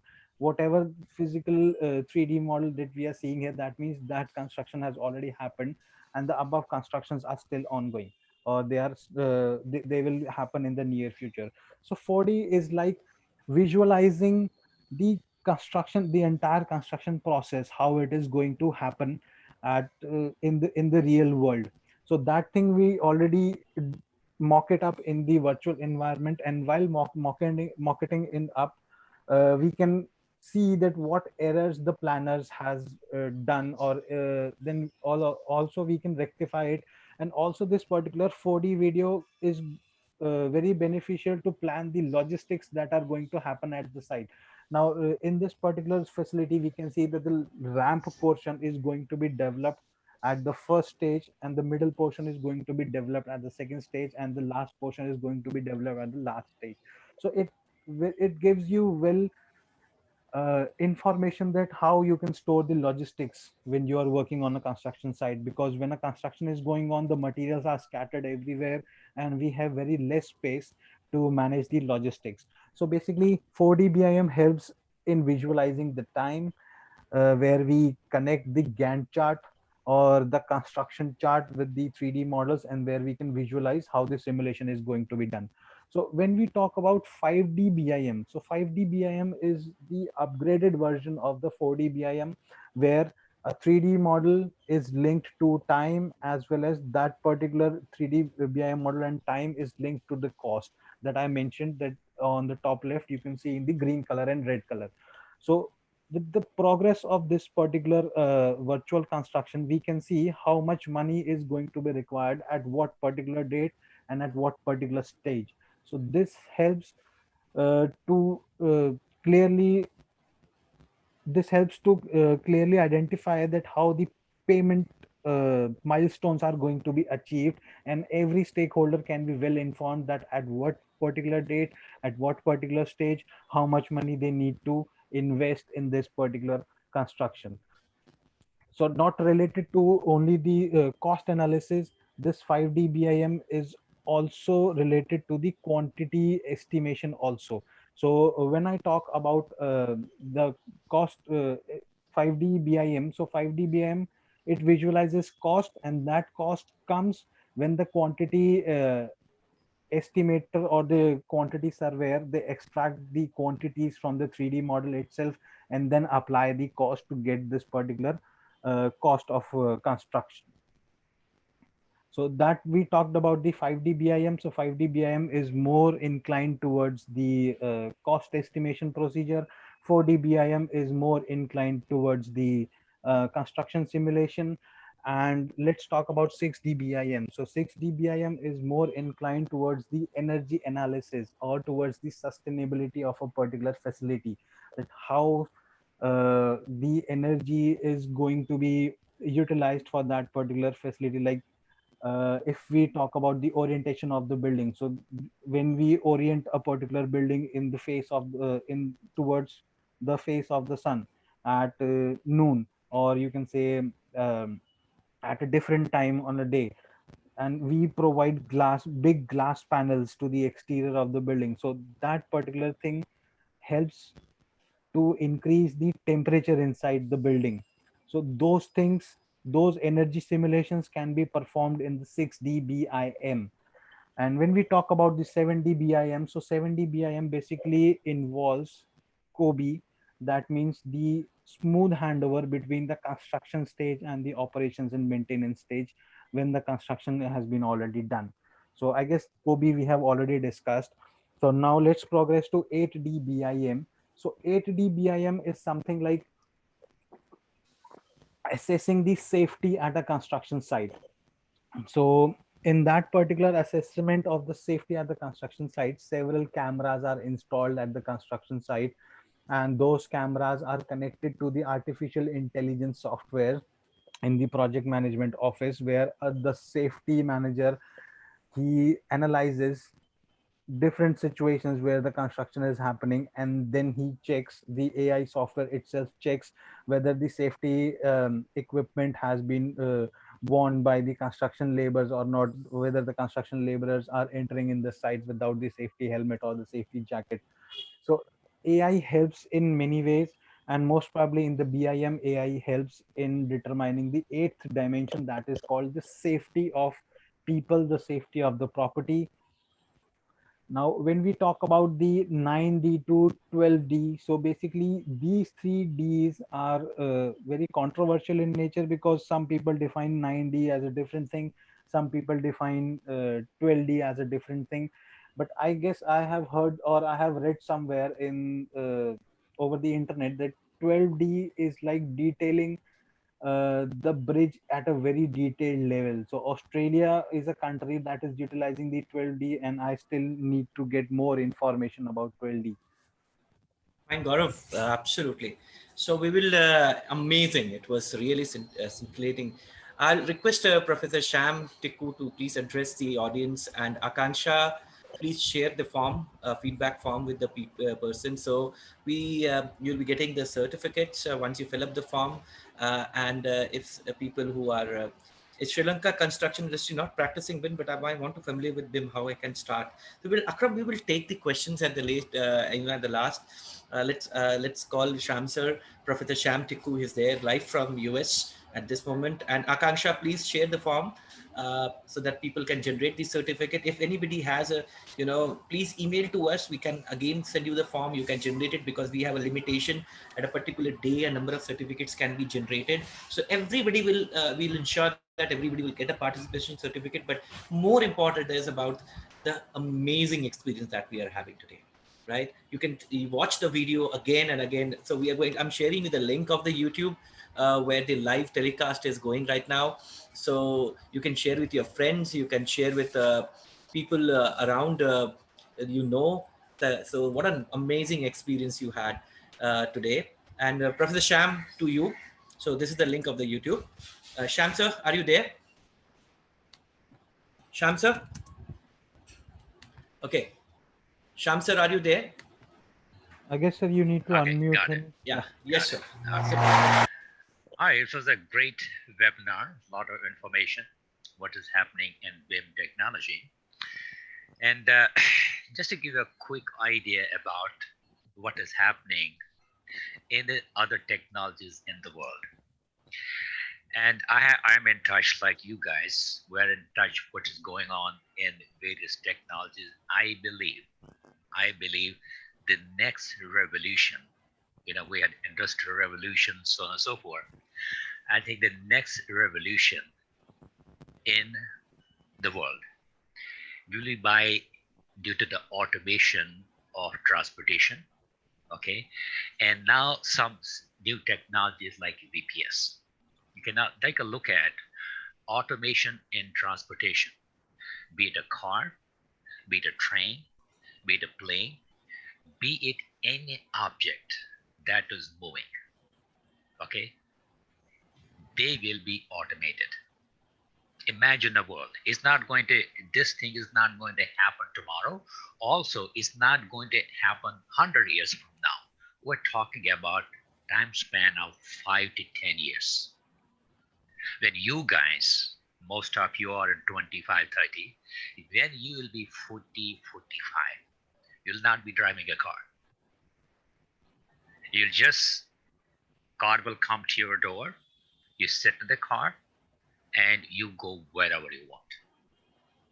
Same is going to happen in every transportation that takes people or goods from one point to another. Drones. If you order something, now nobody's going to come to your door to give the package. Chances are the drone will come, they'll drop the package in front of your door. And these things are going to happen very soon.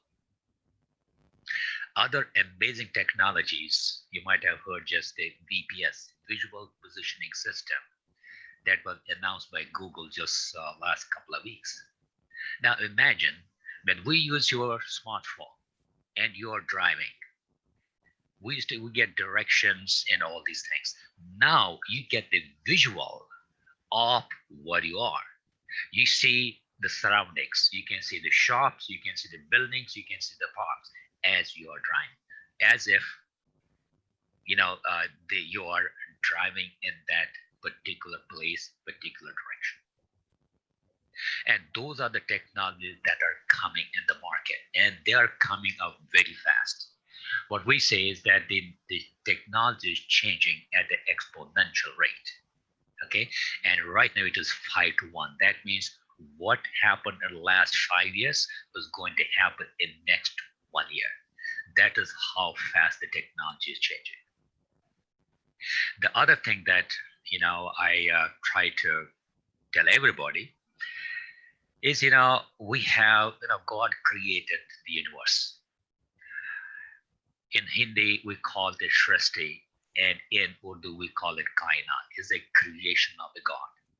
But I believe every man-made object on this planet Earth is a creation of a designer. Look at anything. Get up in the morning, the alarm clock, your smartphone, your computer, your car, your scooter, anything that you can touch, a building, a structure, anything you can touch is a creation of a designer. So we as a design community, it's very important to realize that so that we can do a better job. We can create better buildings, better structures, better piping systems. Everything that helps us, we can refine it, we can make it better every day. Again, a creation of a designer. The other thing that we need to understand as trainers, as teachers, as gurus, is that what's the difference between a designer and a drafter? We have CAD. CAD can stand for computer aided drafting, or we can say CAD, it can stand for computer aided design, or we say CADD, computer aided drafting and design. Now we professionals, we as trainers and we as educators, we got to distinguish between these. So if you look at the CAD is a tool. It is just a tool. It doesn't design anything.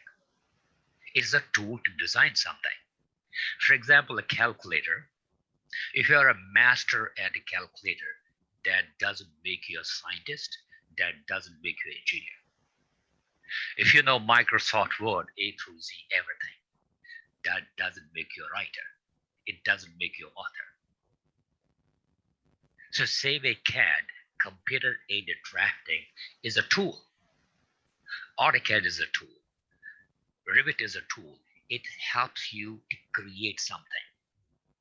But then you have to have a person who can design it and then take this idea and put it in a format that people can understand. So what the point I'm making here is that when we teach CAD, that's okay. But in addition to CAD, we got to teach design. Very important in modern technology. I have met engineers, I have hired engineers, I have worked with people. They are great at the software, very good, especially younger ones. Within no time, they will create a design. But then if you tell them, this is the design intent, does it fit? When you put the parts together, would they work together? Would they fit together? Would they function the way they are designed? So just by drawing something doesn't mean that we have designed it. It has to fit, it has to do the desired function. It has to fit somewhere. So those are the things that we need to build in our education system, is in addition to computer aided drafting, in addition to teaching them CAD as a tool, we had to teach them design principles. And that is what makes an engineer a design engineer who knows design concepts. Like if you have to cut an opening in a wall to fit a window, you have to know what's the size of the window. Now, where do you get that? You go to a manufacturer, find out what the size of the window is so that you can cut the opening in the wall. So those are the requirements for every designer. We have to know the function. If it's an opening, what's the function of the opening? What's the purpose of the opening? Is it to fit a window or a door or anything else? Same in a mechanical area, whether it be a hole, whether it be a slot, whether it be any size, any object, it has a function to play. And we as designers, we have to understand what that function is. I have seen in the United States, 80% drawings get rejected. What does that mean? It's not that they're useless, but they come back for modification because those operations mentioned in the drawing cannot be done or not right. So the machinist brings the drawing back to designer. Hey, what do you want me to do? Countries like Germany is the other way around. Only 20% drawings come back to designer for modification and validation. The reason it is happening, be it especially United States, we do not teach design as a component of CAD class. That's because the system is like that. People think we hire highly qualified people. They know that if you know how to use SolidWorks, you know AutoCAD, you are a designer, done. But they fail to understand that these are just tools. They don't make an engineer designer. So we have to incorporate design. With that intent, we started a new class last 3 years back that just talks about design. We don't teach SolidWorks, we don't teach Inventor, we don't teach anything. We just teach design. Although we use software to implement it. We show you know how to fit the parts together. What is the problem created by not taking care of the other thing, by the way, is the tolerance. I mean, this specifications. I mean, in architecture, in mechanical, electrical, every area has specifications that are used worldwide. For example, ISO specifications. In US, we use NC or ISO. Now, we have to understand that. Our students have to understand them. Our designers have to understand that. Because if we do not take care of the specifications, a drawing made in the United States may not work in Germany, may not work in Japan, may not work in India. So if we follow these specifications, which are universal now, what ISO is basically a universal standard. If I design something here and you take to India, it is definitely going to work. Again, remember one thing, specifications are guidelines. But knowing, understanding the design principles, what I call as design intent, is more important than ISO specifications, than any CAD tool we have designed. You could follow all the specifications in the world, but if it does not, if the part does the desired function, does not fit with other parts, then no matter what you have done is not going to work. So if I list it in the order of priority, number one, most important thing is understanding the design. Number two is understanding the specifications, ISO specifications. And number three, at the bottom of the list, is computer-aided drafting, which is as a tool. So I'm trying to preach it to everybody I talked to. We had a lot of meetings. We had sessions like this webinar. And this is the point I'm going to drive across to all the faculty in the United States, especially who are teaching design classes, what we call as CAD classes. Sometimes I wonder how dumb these guys are, right from administration to highly qualified faculty. And CAD did not come yesterday. It has been in the market probably, maybe 100 years. I have used CAD in 1980. Was an IBM system. I have used Medusa. I have used AppleCAD. Then came AutoCAD and all these things. It has been in the market. And yet, our educationists that claim that they're highly qualified do not understand what should be taught in a class that we call CAD. So with this, I wish you all the best. Okay. And it was a wonderful session. Again, thanks to everybody who participated. Thanks to all the presenters. And thanks to TIET, especially Manash Chatterjee, Sakshi, and other people who put this together. And you guys have a wonderful day. Okay, take care. Thank you, Sham sir. There are questions over here. Out of all the webinars that I took in this month, this is one just amazing. Rohel, thanks for such a wonderful discussion. Thank you. Parth sir, your questions is taken. CM, PM, construction managers will have to learn the BIM. I would ask any one of the panelists. Gaurav, can you please answer it? Basically, it's not necessary for a construction manager or a project manager to learn BIM. They just need to be aware that how these processes are working in their particular field and how they are going to make well-informed decisions by utilizing the outcomes from these particular processes. Right. But what are the technologies that they need to learn to be in the part what we are talking about? Do they know the software or some kind of, do they really require a software to learn? Basically, their roles responsibilities are more inclined toward making informed decisions, and they, or if they are working in a big organizations, they already have a team who are very capable of doing the softwares, or who are experts in doing the softwares.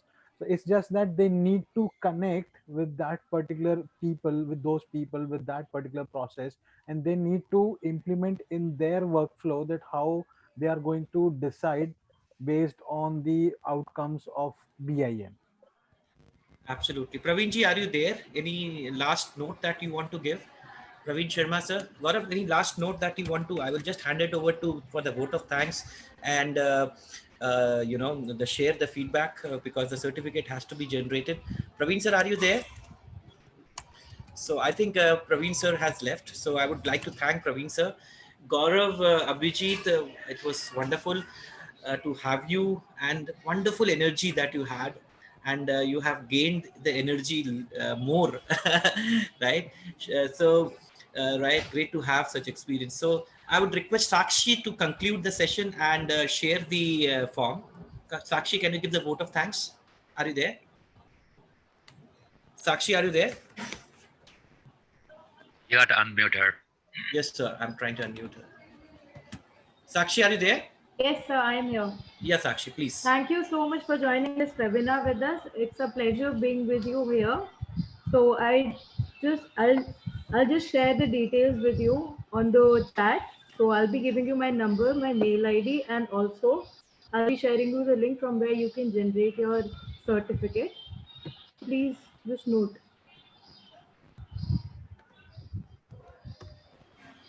This is the link.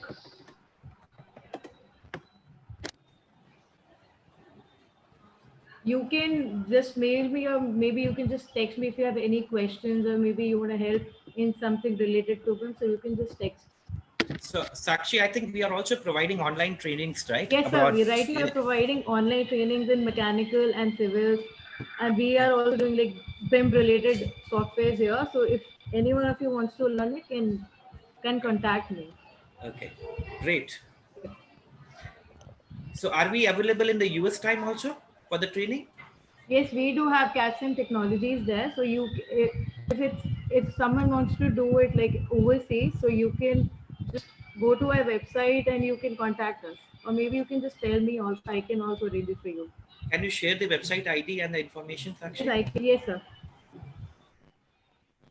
So I would also like Akanksha there to give a vote of thanks also to come back.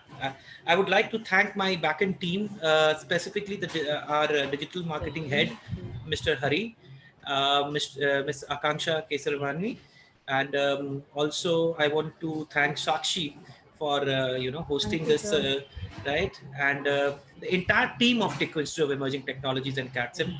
And last not the least, with all the blessings of Professor Sham Tickoo, this could have been happen. And I think this is very successful. And Praveen Sharma to spend his time. And Gaurav, always indebted to you for your help that you had given, to come to this session. Abhijit, to share your experience. And it was amazing. So please give a vote of thanks before we end. We are already on time right now. 7 o'clock was the time to end. So, yeah. So any questions, anybody wants to ask question, you can unmute yourself. I would allow you to unmute. speak to me or to Professor Sham, right? Please, or you can give a chat, right? Please do so, because we'd be happy if you can talk to us, uh, right? So, okay. Can I give a suggestion? Yes, sir.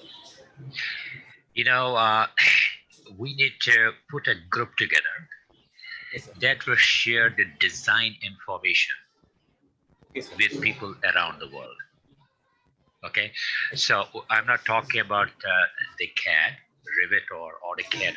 I'm talking about design principle. Let's say, for example, in Rivet, what are the different specifications we follow and how we do a particular job? How do we use the design intent so that the parts function the way they are supposed to? In mechanical, you know, if you need some help, you know, I can help you there. But spreading that design information, getting the students, getting designers think about design first. Okay, that's very important for all the designers to be very productive. That will help students to understand that it's not just knowing CAD that's going to help them. What will help them is to have that design knowledge, be it nuts, bolts, washers, whatever it is. It's very important to understand that. So if you could have webinars, arrange webinars like that, it will help the design community, especially young designers who want to make design as one of their professions. Okay. Absolutely, sir. So, Sakshi, can you please, thank you, Sham sir. We will do it definitely. And I mean, people are still waiting for the vote of thanks. Still, they are waiting for, you know, to close the session. Please call Akanksha to give a vote of thanks, or you can conclude it, Sakshi. Just wait, sir. I'll just follow him.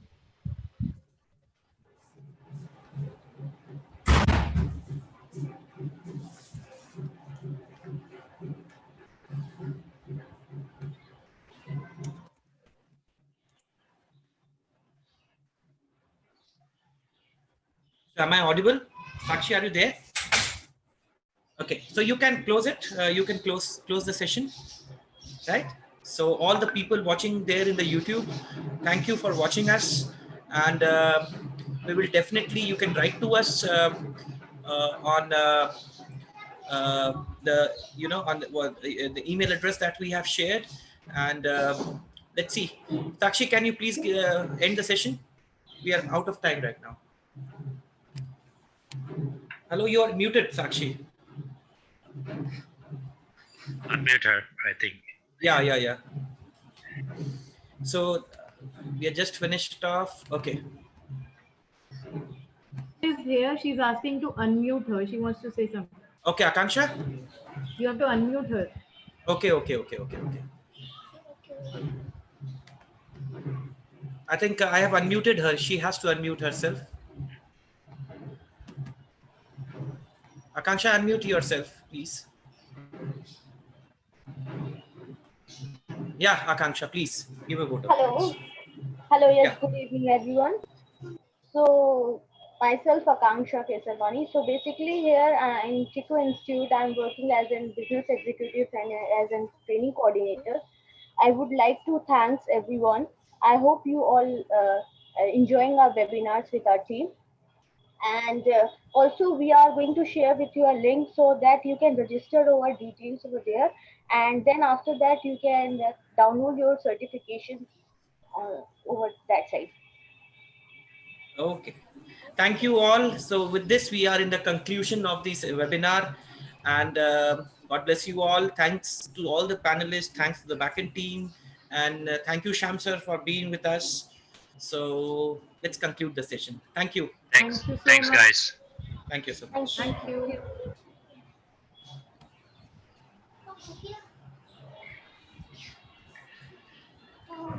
Yeah.